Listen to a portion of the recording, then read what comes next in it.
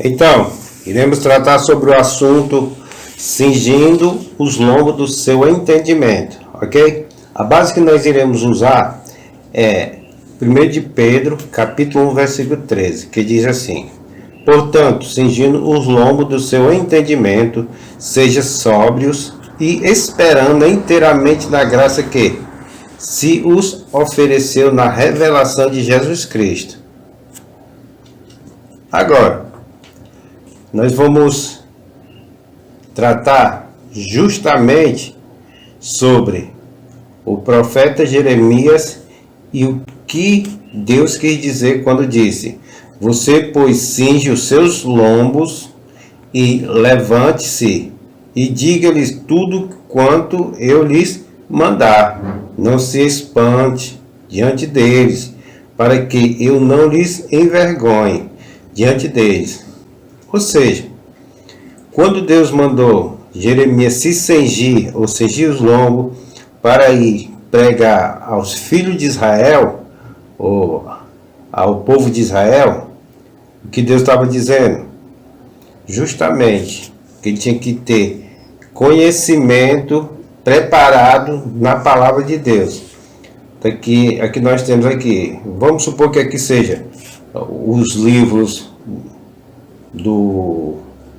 de Moisés, vamos supor que seja a lei, os estatutos, certo? Para poder explicar ao povo sobre a lei do Senhor.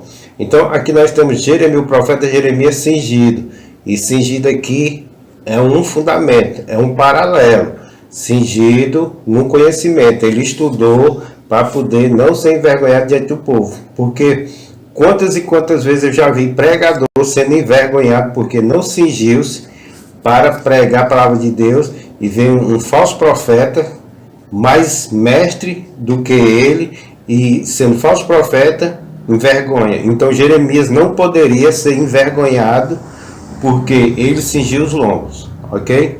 Ou cingiu-se.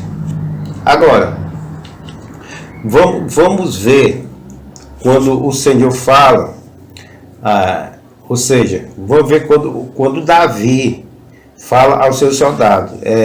Em 1 Samuel capítulo 25, versículo 13 diz assim: por isso disse Davi aos seus homens, cada um cinja a sua espada, e cada um cingiu a sua espada. Cingiu também Davi a sua espada. Subiram após Davi uns 400 homens, 200 ficaram com a bagagem. Ou seja, o que é cingir a espada? Então é isso, ó. Quando nós vamos interpretar a Bíblia como espada, a espada da justiça, a palavra de Deus é uma espada de dois gumes, então nós estamos falando de uma espada. A espada representa a palavra de Deus. Agora, quando se trata de guerra civil, aí estamos falando da espada como objeto. Como seria o cingimento da espada? O cingimento da espada era justamente, aqui nós temos uma pedra de amolar.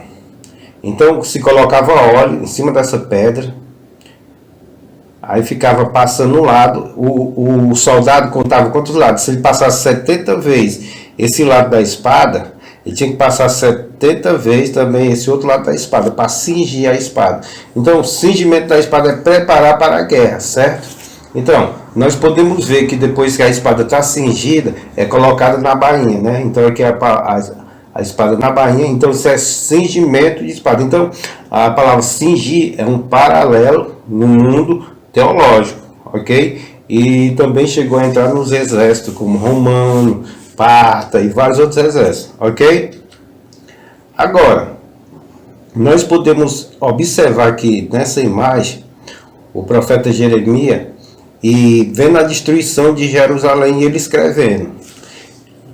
Lamentações capítulo 2, versículo 10, diz assim: estão sentados na terra, silenciosos, os anciões da filha de Sião, lançou pó sobre as suas cabeças, cingira sacos, as virgens de Jerusalém, abaixara as suas cabeças até a terra. Ou seja, o povo foi levado para o cativeiro da Babilônia estava cingido de pano de saco. Por quê? Porque justamente perderam a guerra. Então, agora nós vamos ver a forma de como se cingia uma pessoa normal e comum da antiguidade, certo? Então, nós temos aqui na figura uma pessoa de túnica, certo? Então, como ela poderia fazer para se cingir? Então, vamos ver aqui esse comentário. Uma túnica não permitiria que você fizesse trabalho pesado ou lutasse em batalha. Então, nós podemos observar aqui que não tinha como uma pessoa lutar na batalha com essa túnica, certo? Então aqui eu tenho o nome grego Zosai cingir, certo? Vamos ver as etapas. Aqui nós estamos na parte 2. Vamos observar o que esse guerreiro está fazendo. Aqui é a antiga veste de soldado. Vejam bem, ele levanta aqui as duas partes, certo? Primeiro, ó, levanta a túnica para que todo o tecido fique acima do joelho. Isso lhe dará mobilidade. Então, vamos ver a terceira parte. Ele já está pegando aqui de frente. Então, reúna todo o material extra na sua frente. Então, aqui pode observar a forma de cingimento, ok? Agora, a parte 4. Uma vez que o excesso de tecido esteja franzido na frente. Então, ele puxa. Aqui nós temos a forma, ok? Agora a parte 5. Reúna metade do material em cada mão e traga-o de volta para a frente.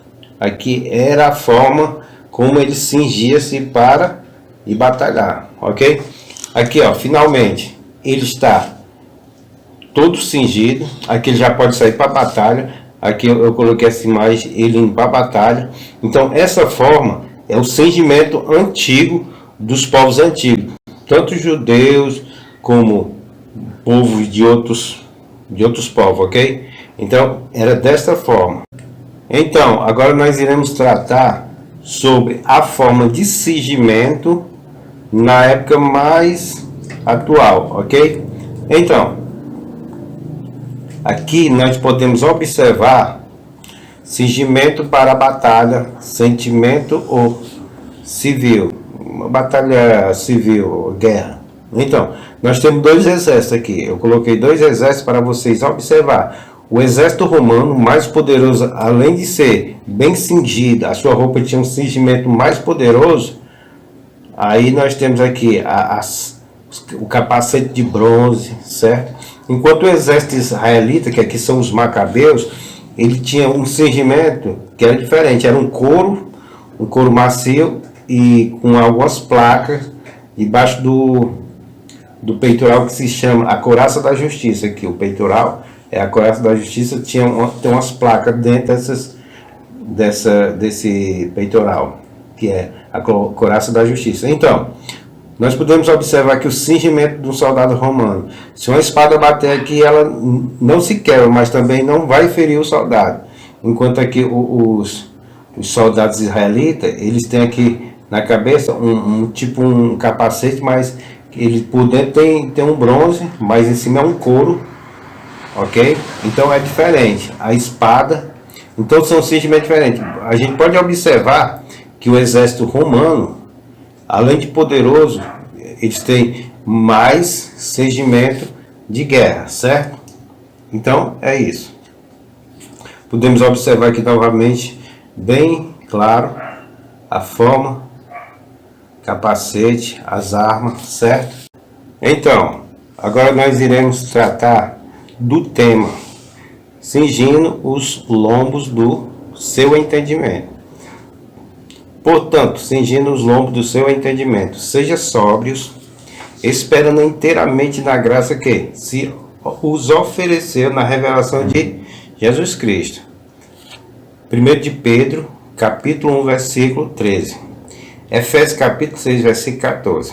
Estejam vocês, pois, firmes, tendo cingido os seus lombos com a verdade, e vestida a couraça da justiça. Ok? Então, o que nós vamos tratar aqui? Cingir uma espada se cinge quando amola a espada, prepara a espada e coloca na bainha. E cingir o entendimento? Cingindo os lombos do seu entendimento. A palavra-chave que nós temos aqui seria João capítulo 5, versículo 39, que diz: examinai as escrituras, porque cuidai de ter nela a vida eterna, e são elas que de mim testificam.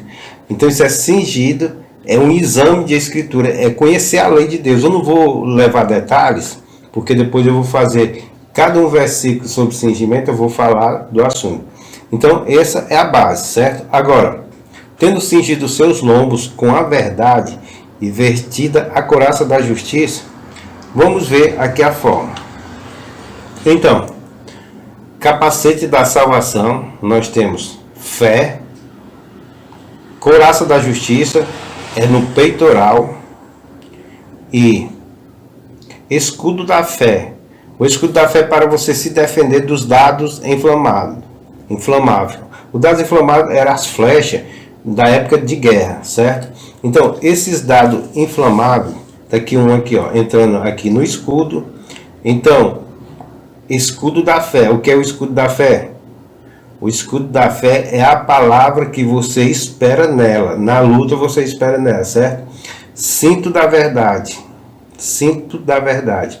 É aqui o aparato que segura todos os outros itens, ok? Então, é desta forma, ok? Irei fazer outros vídeos tratando de cada assunto. Até mais.